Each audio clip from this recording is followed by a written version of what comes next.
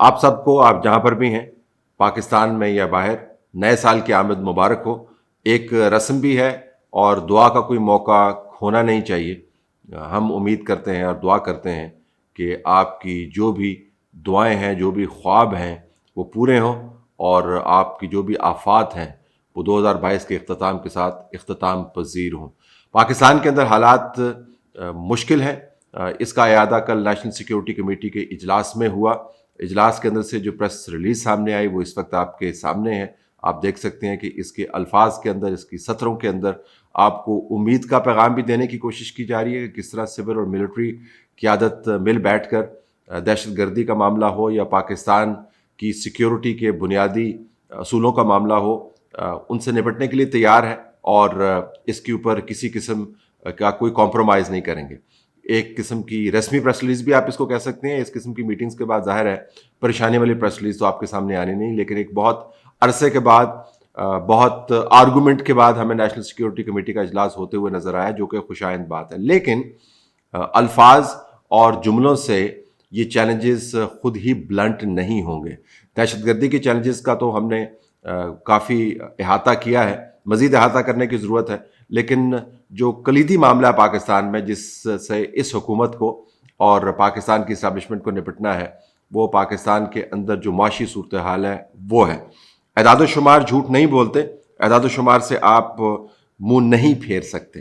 اگر آپ اپریل 2022 سے لے کر اس سال کے اختتام تک کے اعداد و شمار دیکھیں تو آپ کو تصویر بہت بری اور ناگفتہ بے نظر آتی ہے۔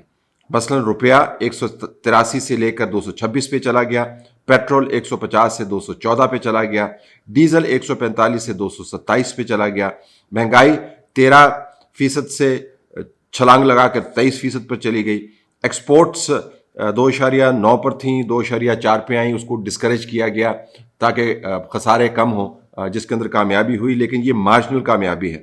امپورٹس کے اندر بھی آپ کو کمی نظر آئی، 6.7 سے لے کر 5.2 پر چلے گئی۔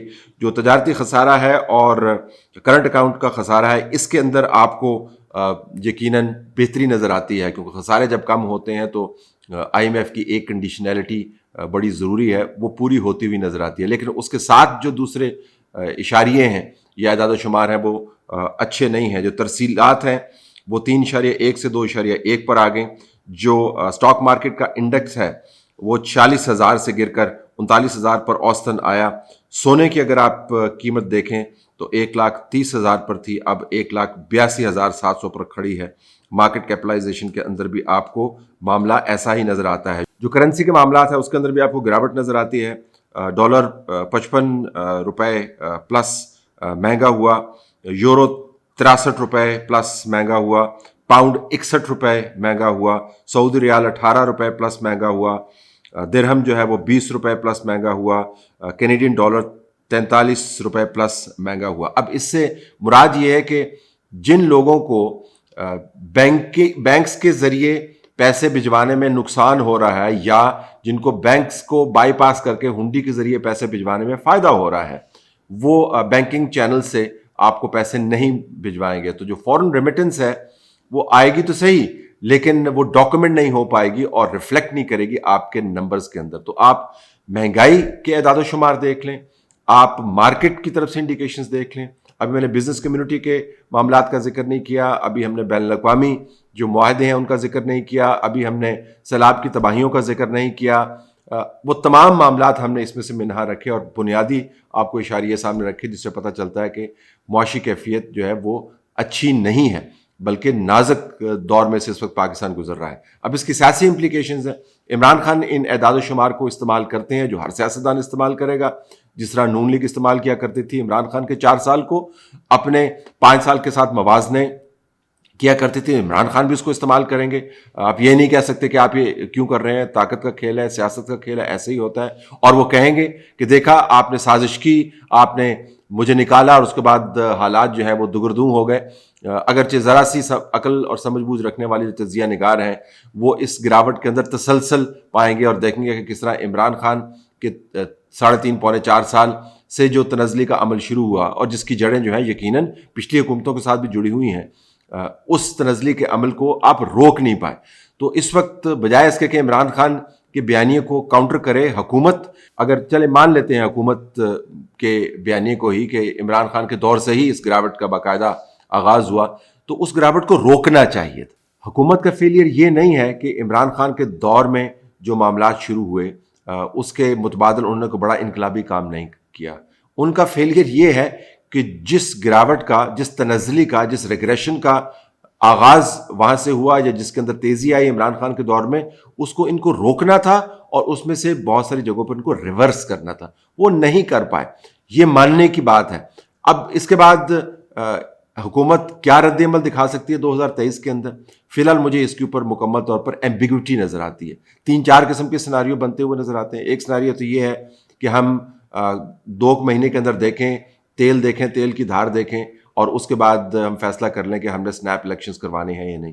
دوسرا یہ ہے کہ آپ نے اتنا کچھ اسی کاسٹ آپ نے پے کر دی ہے، اتنا کچھ آپ نے برداشت کر لیا ہے، تو اس کے بعد آپ کو آنے والے دنوں میں صبر کا مظاہرہ کرنا چاہیے اور جو ہی معاملات بہتری کی طرف ہوں ایک خاص نقطے پر آ کر آپ یہ فیصلہ کریں، اور خیال یہ کیا جاتا ہے کہ وہ خاص نقطہ وہی ہوگا جب انتخابات کی حتمی ڈیٹ بنتی ہے۔ ایک اور تھنکنگ یہ ہے کہ اکتوبر میں انتخابات کے بجائے آپ قانونی اور آئینی شکوں کو دیکھیں اور اس کے اندر اگر گنجائش بنتی ہے تو اپنے ٹینیور کو مزید ایکسٹینڈ کریں تاکہ آپ کے پاس ریکوری کی مزید گنجائش موجود ہو۔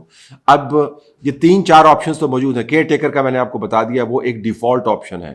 اگر کچھ نہیں بنا تو caretaker extended set up لایا جائے گا۔ اس کی آئینی اور عدالتی کیفیت کیا ہوگی؟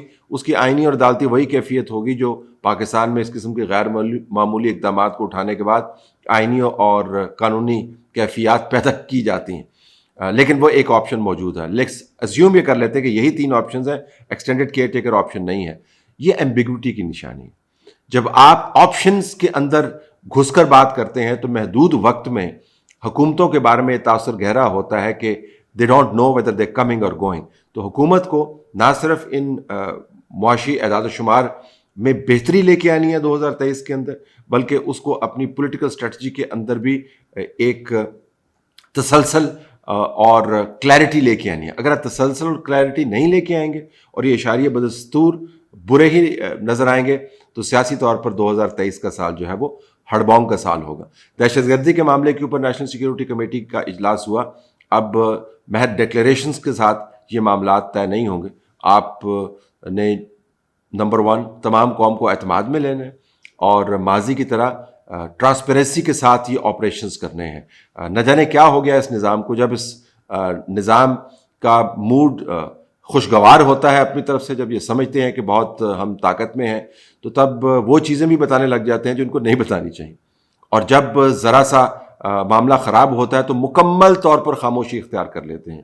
اعتدال کا رستہ سب سے بہتر ہے۔ قوم کو اعتماد میں لیا جائے کہ دہشت گردی کے چیلنجز کیا ہیں، باقاعدہ بریفنگز کا انعقاد کیا جائے، ایک دہشت گردی کے میپ کو باقاعدہ آئیڈینٹیفائی کیا جائے اور اس کے بعد اس کی رپورٹنگ، اس کی ڈاکومنٹیشن اور اس کے اوپر جو بھی پروگریس ہو رہی ہے اس کی معلومات کی فراہمی کا باقاعدہ بندوبست کیا جائے۔ اگر آپ یہ نہیں کریں گے تو پھر کبھی نہ کبھی کوئی نہ کوئی دھماکہ، کوئی نہ کوئی شہادت، کوئی نہ کوئی قیمتی جانی نقصان جب خبر بن کے سامنے آئے گا تو خام خواہ کی سراسیمگی پھیلتی ہے۔ یاد رکھیں کہ اعتدال کے ساتھ، تدبر کے ساتھ ایکوریٹ معلومات کی فراہمی قوم کے اعتماد میں اضافہ کرتی ہے، اس کو ٹھیس نہیں پہنچاتی ہے۔ تو اگر دہشت گردی کے معاملات کے اوپر، معاشی معاملات کے اوپر، سیاسی معاملات کے اوپر گو مگو کی کیفیت برقرار رہی، اگر آپ نے چیزیں چھپانے کی کوشش کی تو 2023 کا سال 2022 کے سال سے مختلف نہیں ہوگا، بلکہ عین ممکن ہے کہ ان تینوں شعبوں کے اندر گراوٹ آپ کو زیادہ نظر آئے۔